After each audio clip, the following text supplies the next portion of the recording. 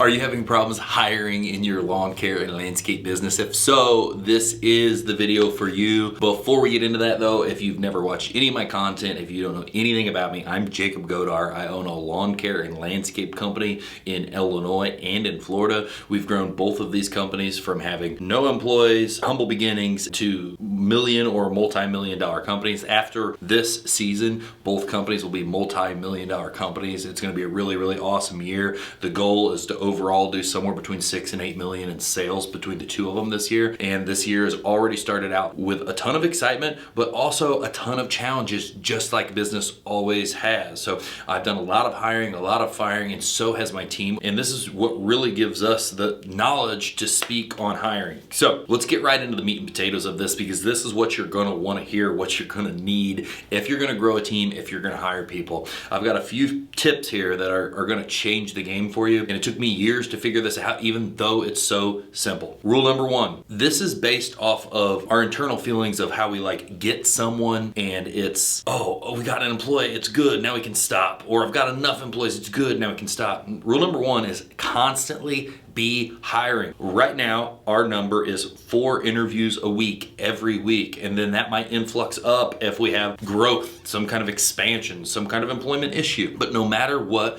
be meeting people every week. Maybe it's not 4 for you, maybe it's 1. But bottom line, the deal with this is you need to meet new people because you need to keep honing your skill on interviewing. And what happens is, say that I start growing a company, I get started, I hire, I've got 4 people and I've got two-man crews, and then maybe I go sell some stuff or maybe help one here and there. Well, I feel like everything's fine because it all just feels good right now. And all of a sudden someone quits. This is where if you were to continue hiring, you had people on deck, you would have met cool people. And a lot of these people, your best employees, are gonna have to put in 2 or 3 weeks to leave their job and come to you.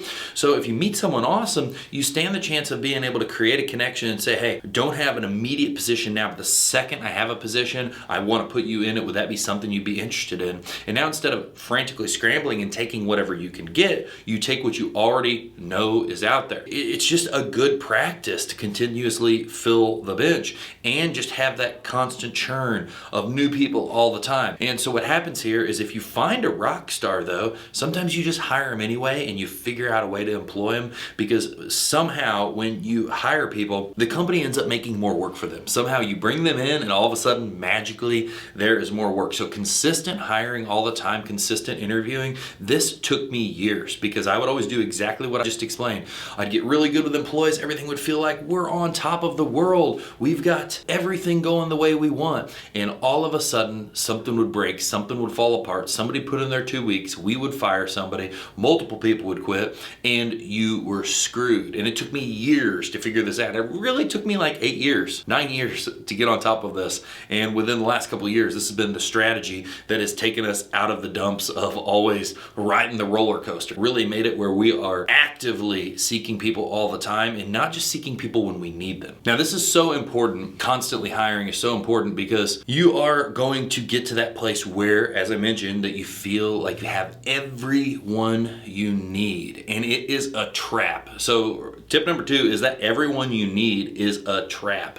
And you might be listening to this thinking, I don't want to do that. I don't want to interview that much. I don't want those things. That is a trap. You have already the stories of how hard it is to hire and how challenging it is to get good people and how it's a pain and how a lot of people don't work. Well, once you get people that are established and it feels good, it's a trap because you already think that it's not going to work, right? You already think that it's a challenge and it's just an employment, like employing people is hard. It's a numbers game. You have to get a lot of people in so you can select a few and then continue staffing the field. So number 2, don't get caught in the trap of thinking these people are who I need. This is going to be perfect. It's going to be perfect, because most likely someone will either skill out, opportunity out. Something will happen where someone will leave. Maybe they'll be upset about some decision you had to make or whatever the case, or maybe you'll have to fire them for something that happened that was just totally wrong, that they made a horrible call that didn't align with your culture, and all of a sudden they needed to go, and then that happened and you were caught in the trap. So rule number 2, don't get caught in the trap. Number 3, don't buy the story. What I mean by don't buy the story is a part of the trap.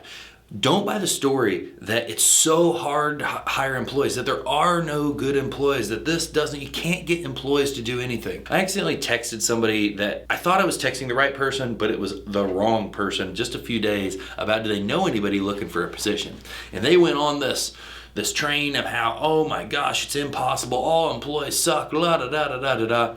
And yes, employees are a challenge. I wish that everybody wanted to kill it. I wish that everybody wanted to read and invest and get better 24/7. But some people just want a job. Some people are not even going to want that, and they're just kind of wanting a paycheck, and you find out they're not a good fit. What you got to do is consistently be, this goes all back to the beginning, you got to consistently be hiring, because if you get stuck in that mindset of no one is a good fit, it's never going to work, you can't hire anyone, you're telling yourself this bad story, you really create a self-fulfilling prophecy, because you say that so much. Now you get some bad people and you just keep telling yourself the story that it's impossible to hire, instead of saying, okay, well, I can constantly hire. I know there's good people out there, because if any company has grown and any company has hired people in any kind of service industry, I can do it too. So I'm not going to give into the story. I'm going to give into the reality of that there's abundance and there are good people out there. But what happens is you hear people saying this and it rubs off on you, because they hire somebody, they don't work, and then they fire them. They hire somebody else, they don't work, and they fire them. And they hire, and a lot of times you see this from really, really small companies that have never actually scaled people.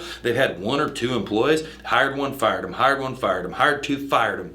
And what they did is go back to the beginning. They never consistently hired. They hired the people and they both left, and they weren't doing any more hiring, because your mind isn't wrapped around the thought process of you need to constantly hire when you first get in the game of running a business. And then you self-fulfill the prophecy and you join the club of people who say you can't hire anyone. I know that hiring can be frustrating, but I know that we can hire people. And how we hire people is we consistently hire no matter what, okay? And this is the deal. So back to those. Consistently hire. Don't get stuck in the trap, and don't get caught in the story of nobody wants to work, nobody's a good employee, this generation screwed up, everything's screwed up. If businesses are operating, you are just making a fucking excuse.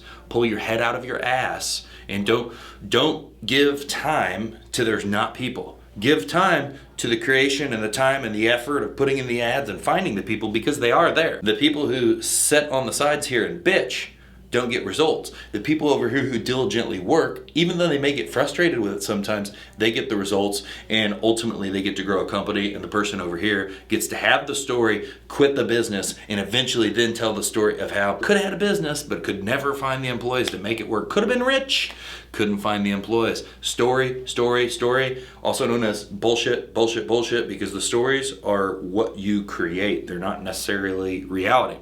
Now finally, this is gonna be huge. And this isn't so much in the hiring part and how you would normally think about this, but it's culture. You have to work on your culture. You have to be invested in your culture. And this doesn't mean you got to spend a ton of money. This means at a low entry level, we just have some fun together. We have some parties. We have maybe some drinks or some barbecues or something that we can afford. You know, our Christmas parties used to be a line of plastic tables in our shop. And now our Christmas parties cost thousands and thousands of dollars. There's presents and $2,000 trip giveaways and $1,000 of other raffle, like all this different stuff. They didn't start off like that. So we scale this stuff up as the company grows. But celebration is huge. Creating a culture is huge. You being the owner who says, we just gotta go, go, go, go, everybody kick ass, hurry up, I can fucking replace you. That's not a culture anyone wants to work. And trust me, when an employee, a new hire comes in to interview you, whether he comes in to interview at a Starbucks because you don't have a location and you're working out of your house, or whether he comes into your commercial shop,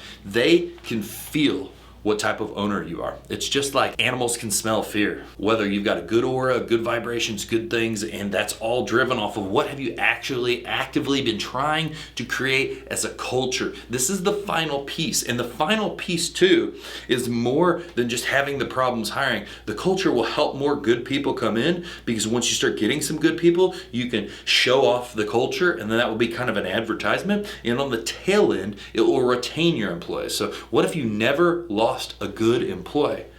How awesome would your company be? Well, culture is going to allow you to keep more of those employees and have those people realize that if I leave here for $1, I will never be able to place, the value that comes with an awesome culture, awesome people, and a business that cares. So if you're having problems hiring, focus on these points. You may not be doing enough. It's just like if you're having problems cold calling, you haven't called enough people. Volume of numbers. If you call enough people, you'll sell some stuff. If you interview enough people, you'll hire some people.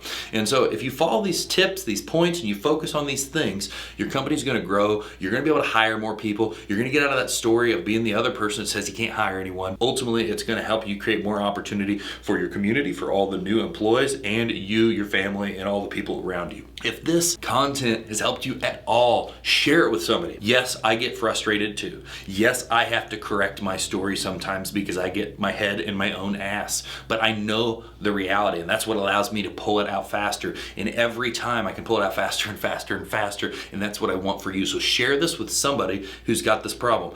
I almost guarantee you've got this problem because I know I still have this problem. Make sure you like this, make sure you subscribe, and if you want to learn from me, learn from a group of awesome people, I would suggest you join my coaching group, GROW Comm. If you want to find out more about that, it's at jacobgodar.com. You can go to the GROW Comm waitlist. It opens 4 times a year. By the time you see this video, it's probably closed again, but you can get on the wait list so you get an email as soon as it opens.